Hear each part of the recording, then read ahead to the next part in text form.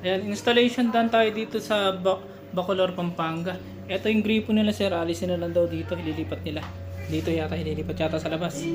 Bali, alisin na lang yan. Tapos ito na yung unit natin, nag-actual test tayo kanina, umabot ng 3 kilowatts. So, ngayon harvest natin sa 11:38 AM.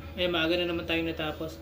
5.4 kilowatt po yung harvest natin. Nakalimit muna tayo dito kasi bago po yung battery natin. Ang load nila bossing 1.7. Charging pa si battery ng 3.52 kilowatts. So ayan.